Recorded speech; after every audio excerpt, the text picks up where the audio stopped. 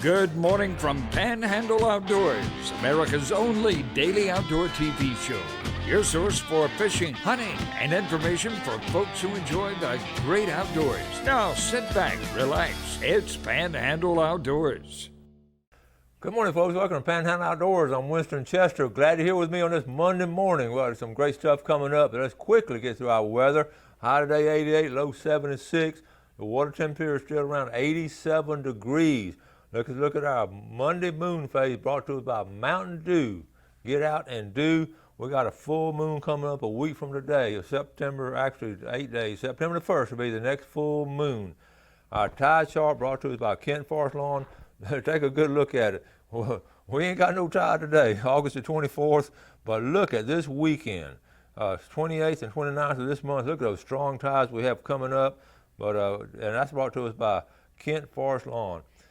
Marine forecast you see, watch everything out in the water, make sure you got everything. But we everything under control. The fishing game times, it's going to do this. Brought to us by Blue Water Outriggers. It's going to be 5:23 to 7:23 this morning and 5:49 to 7:49 tonight. And we talk a lot about the special heritage of the Florida Panhandle and different things. And one of the things that I've always been fascinated with has been the boat building history we have. And it's odd because I have a young man doing some boat building right now, but this history goes back. So we're going to take our heritage, we're going to take this break and come back and watch this.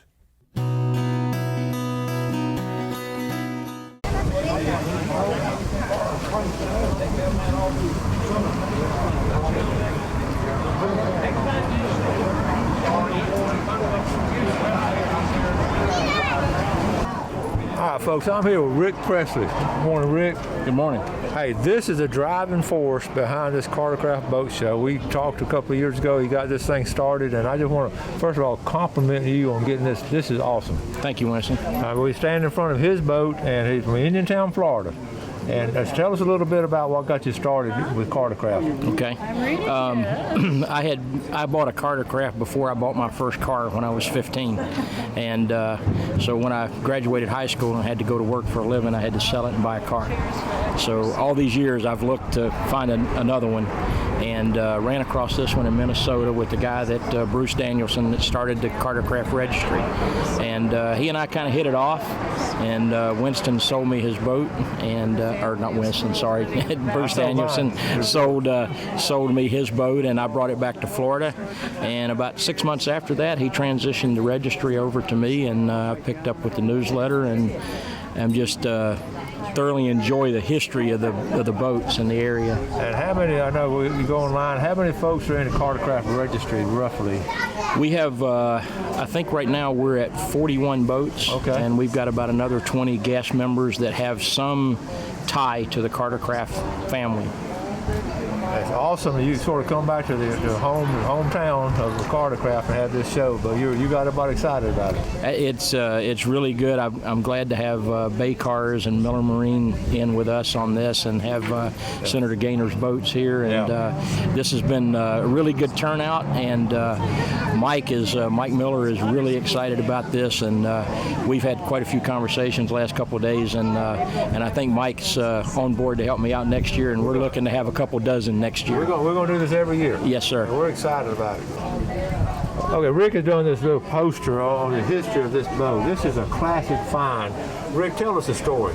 This boat was found in Champlain, Minnesota in '04, and it had been sitting under an oak tree for about 25 years. And Bruce found the boat and purchased it from the second owner and restored it. It's had no wood replacement done to it, just basically a light overhaul and revarnish.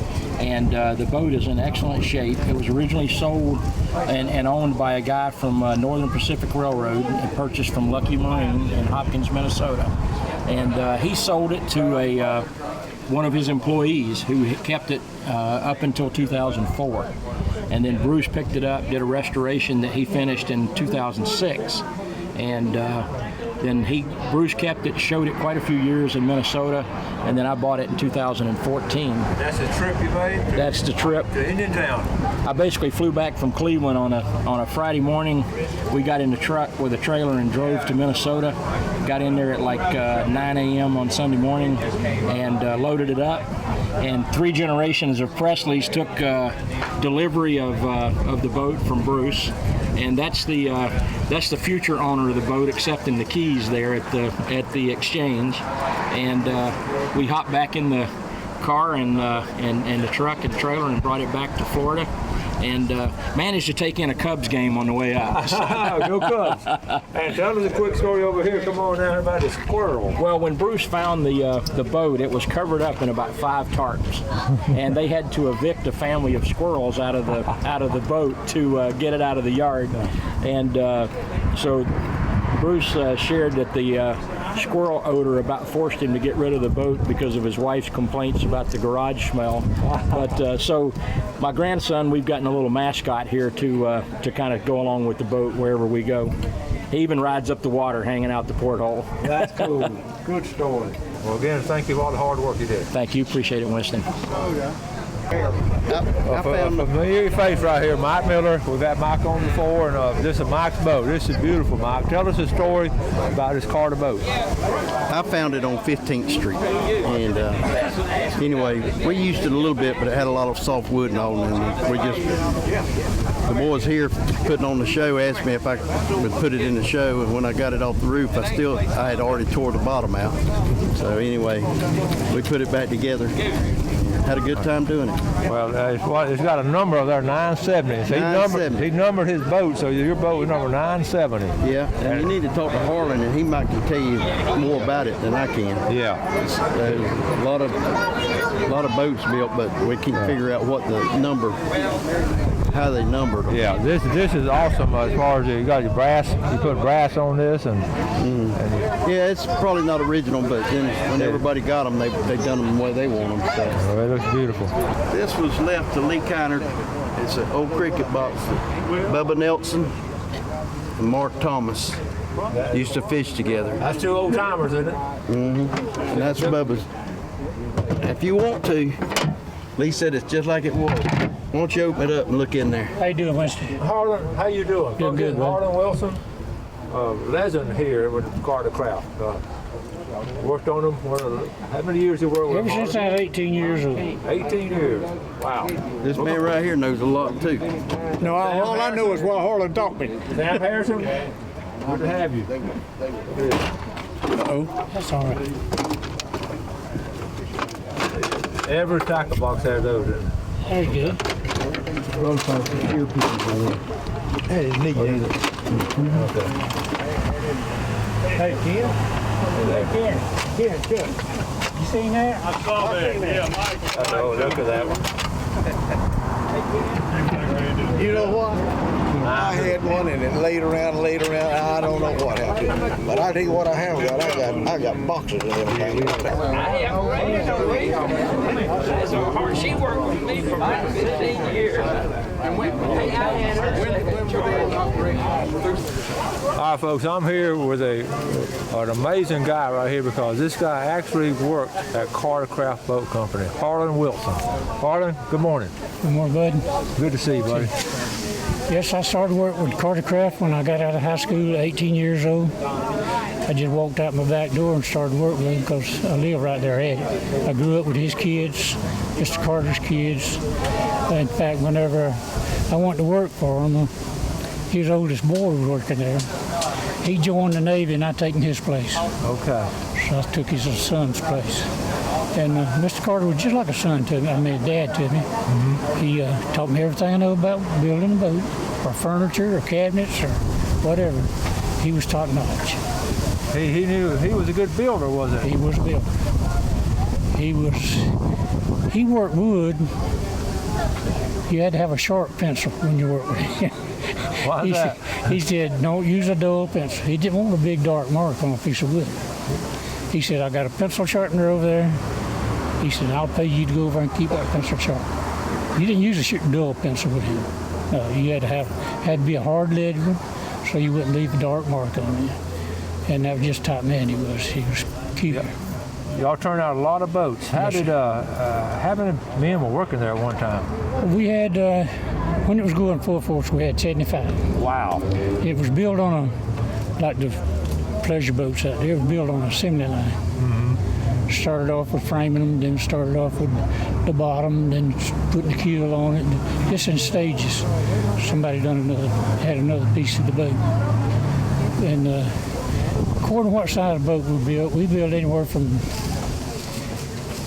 50 to 18 footers. I don't think we built but 4 a day on those.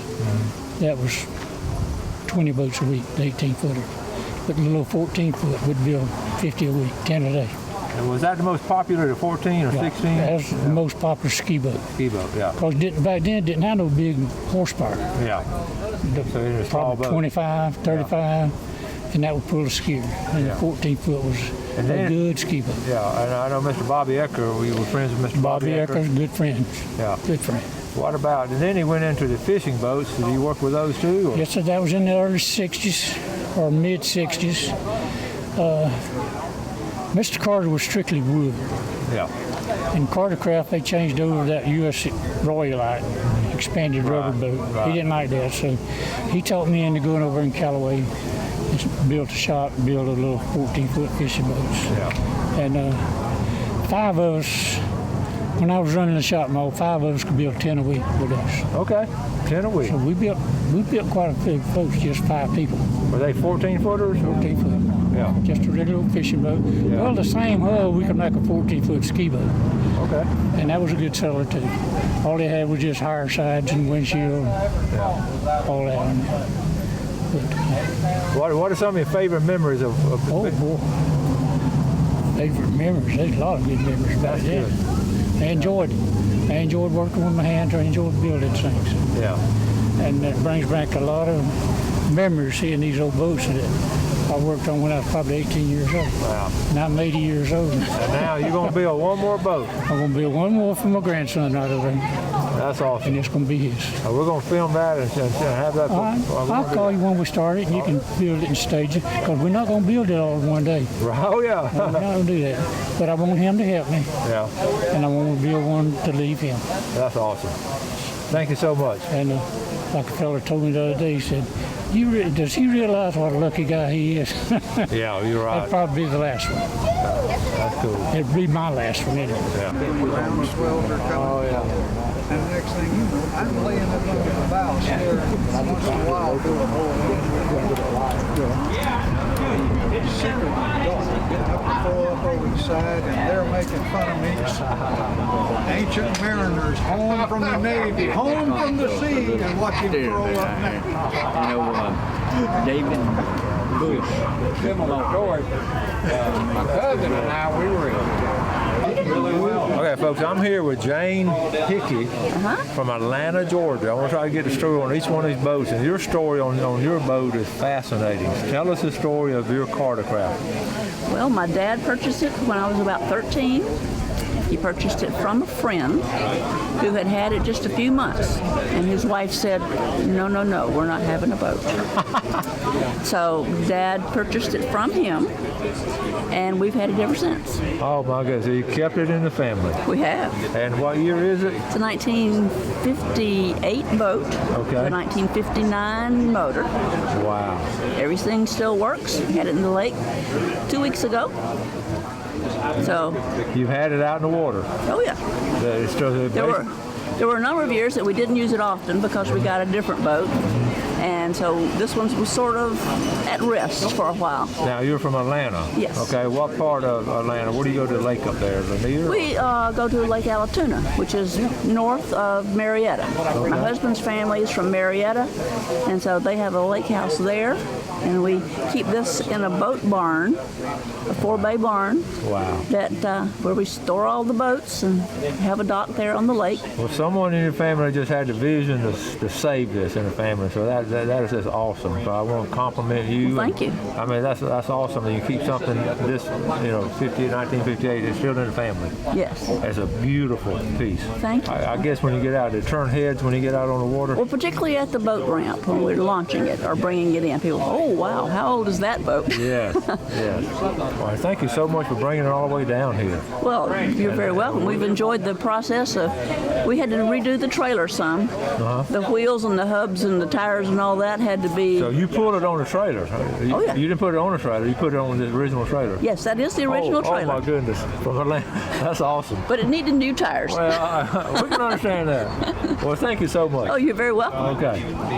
Okay, this is Jim. Okay, this is Jane's husband, and so I'm looking at it as a ladder. That's what's amazing. I've never seen this is the original ladder. Yes. That is amazing. It's of that. I don't know that it came with the boat, but it was bought to use with the boat. Yeah, I believe it did. At the beginning. Yeah. Well, how do you like driving it? It runs very smooth. It's not good in choppy water because the bottoms are really flat. Yeah. So, but it makes it really speedy for smaller motors, which, of course, back when these were built, this was the biggest motor that you could get, which was a 50 horsepower. Yeah. And it moves really good for skiing. Well, y'all still ski it? Y'all actually ski behind the boat. Y'all might be the only ones to do this. This might be the last boat in Cartercraft, seriously, last Cartercraft boat in America that actually still working that was intended. Yeah. I'm serious. That's awesome.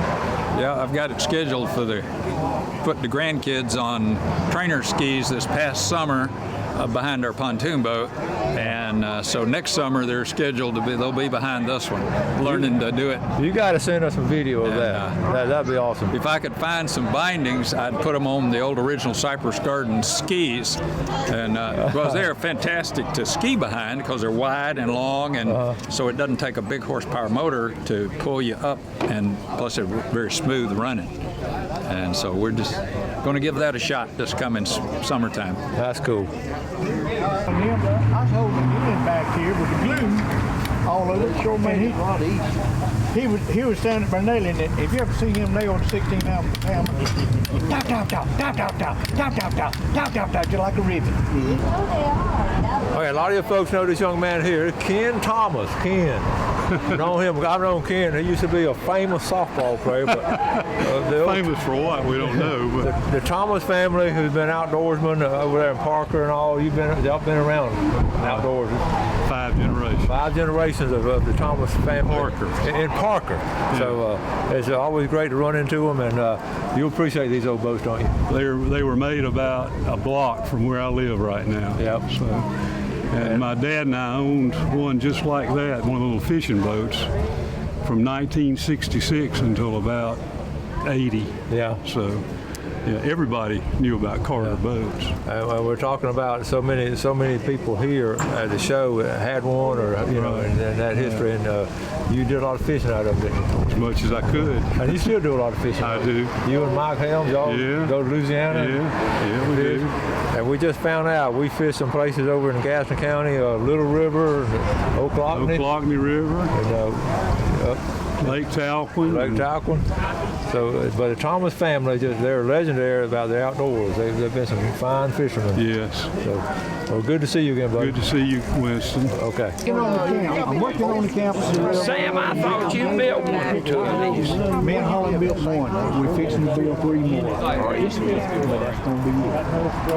All right, folks, we're coming in from another angle now. We're going to talk to someone who's been behind the boat, Tanya Stacks. There you go. Okay, listen, local girl here, but what you were able to do, you actually water skied in Cypress Gardens. You got to tell the folks this story. What happened? Well, when I was about 16 or 17, my sister and I saw an ad in the paper where they were looking for people to ski. We went and tried out, and we could do it all, and so we played with that for about 5 years. All summer, we skied everywhere in the southern states, and then we would come home back here, and we would have shows here during the weekdays, but we'd go off for 3 or 4 days and have shows all over the southern states and had a good time. You were a skiing professional. I was a skier. I got paid as a helped pay for my first car. That's cool. And you learned how to ski right here? Well, I've been skiing since I was about 6 years old. That's awesome. But I held the world's record in jumping about 5 times. And when Esther Williams made that movie, I've forgotten the name of it, there was a part in that movie where she had to go over the ski jump, and that was me. No kidding. We did that down at Cypress Gardens. Wow. Yeah. She was a lovely lady. She was as much of a lady as she appeared to be. I was just inspired to even meet her, much less be a part of that thing. It was Well, beautiful. not every day you get to talk to someone who actually knew Esther Williams. Wow. Well, she was a lovely lady, and I Okay. was. Well, listen, they had a cartocraft down there at Cypress Gardens, and you would ski behind them, about 10, 1 or 2, or. Oh my goodness! If you go in there and look at the pictures, you'll see. Now, when I was competing, yes, it was cartocrafts, and I don't even know the boats that they used at Cypress Gardens, but you would just imagine it would be a cartocraft if they had any sense. How many people do you ski with at one time?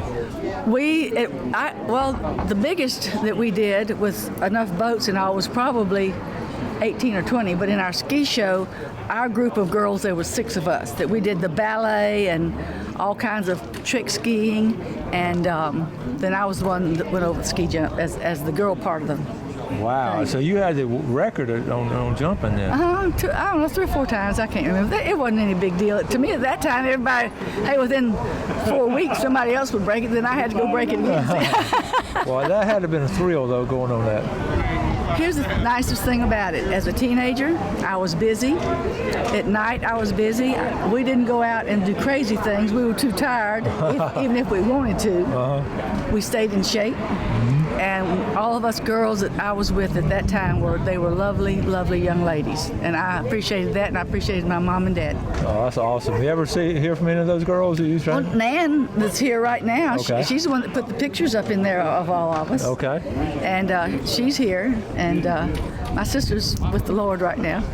But some of the other girls, I don't know where they are. Oh, well, so great talking to you. It's lovely, Great lovely. story. So nice to see these boats out here, and just brings back good memories. And you remember the red and black ones? You remember that? Oh yeah, we had the bright colors. But we had 2 big engines on our boat because it had to be 2 big engines to pull all those girls up very strong. and take off. You know.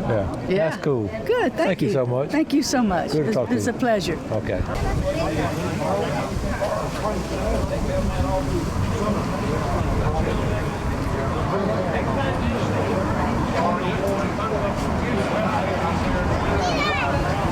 Thanks for watching America's only daily outdoor TV show, Panhandle Outdoors with Winston Chester, featuring hunting, fishing, and other activities and information to help you enjoy the great outdoors. Join us next time for Panhandle Outdoors.